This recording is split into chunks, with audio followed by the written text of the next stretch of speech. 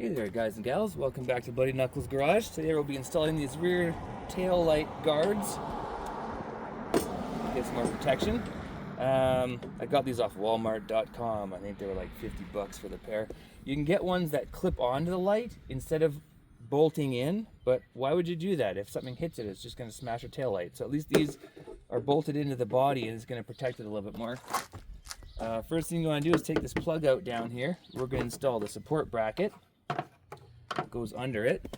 Now there's what the hell is that? Looks like a 10 mil.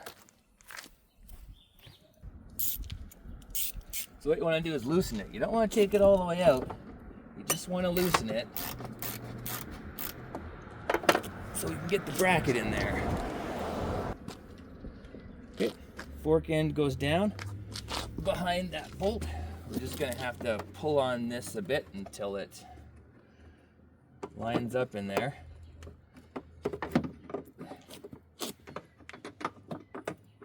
Oh, no, that's too far.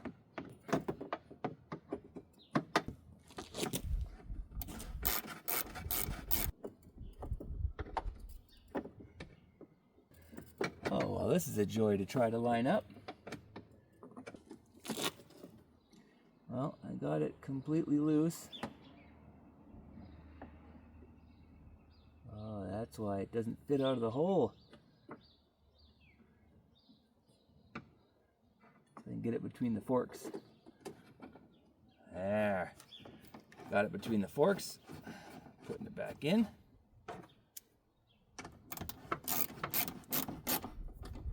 I'm actually kind of surprised that worked.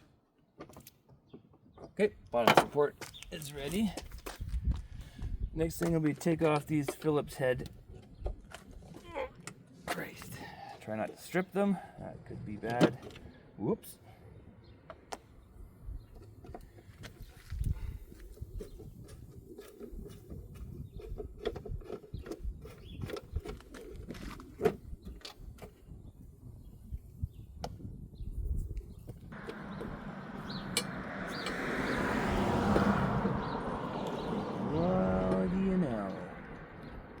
The holes don't line up. Maybe because I have these LED lights. I'm gonna have to drill out some holes on these. Oh, the bottom one lines up, but not the top one. Also, if you look under here,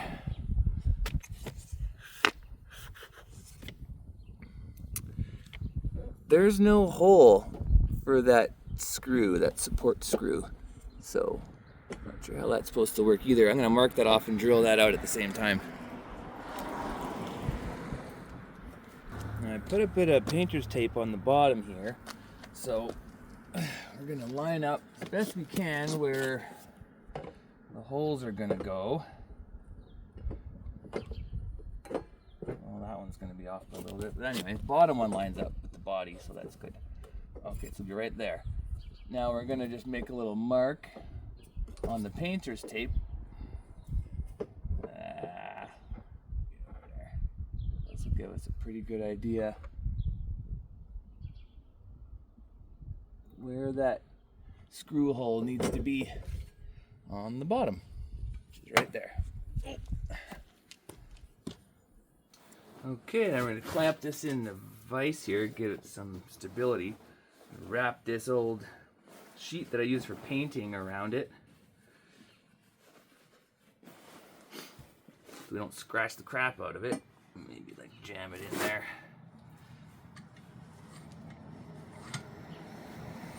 If you have a center punch, this would be very helpful, but I don't know where the hell mine is, so I'm just going to try with small drill bit next to the hole, and hopefully we can put bigger bits into it. Stretch out this hole as far as we need to go. Well, there we go. Well, it worked until the bit broke, so joy. We're going to take the next size up. See if we can drill through the whole damn thing. It did make it most of the way through before it broke.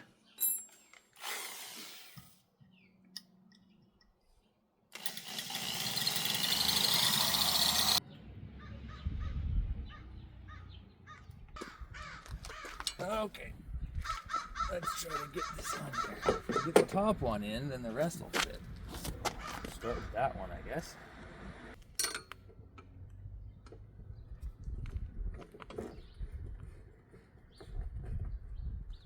Yeah, that fits. All right. Let's try the bottom one. Oh,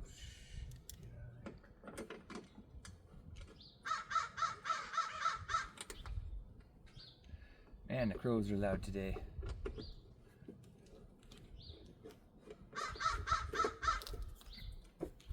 Okay. There is a gap at the bottom there. So, I wonder if I can snug it up, I guess.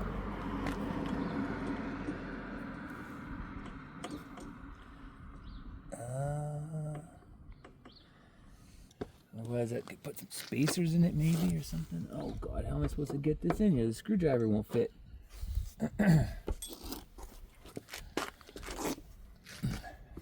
Stubby. Alright.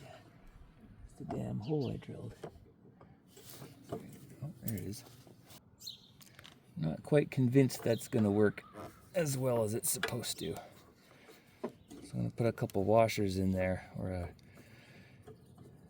They came with rubber grommets, but they're too big. So I think I'm going to take one of these and chop it in half and then wedge it in there. Alright, we cut the grommet in half. Now if I can figure out where to jam it in here. Oh yeah, that might work a bit better. There's a hole in the middle too, very convenient.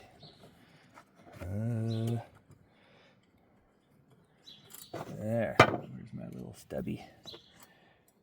Oh yeah, that's good.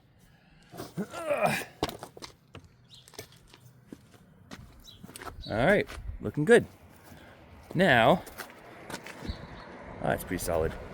And now the side that if you're watching this video, you're probably waiting to see what happens. Because this is the side, man, that's dirty. I'm gonna take this for a bath after. This is the side that's generally a pain in the ass because of how the back gate here opens up. Alright, looks like these are the two screws. One here, one down here. We're gonna loosen those. And just like before, under here, oh, there it is. We gotta take this off, loosen the bolt that's in there and put the supporting bracket up, down through there and tighten it in.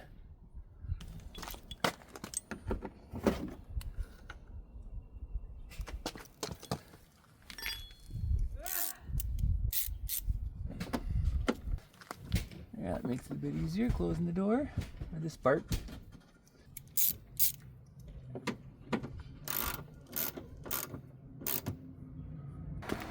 Next we got some blue tape on the bottom here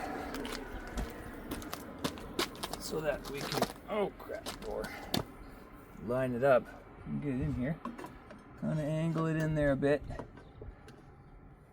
Gotta get it just the right angle. Oh my god, this is a giant pain in the ass, isn't it? Oh, there we go. Alright. And then grab the Sharpie so we can mark on the bottom. Oh, there we go. Okay.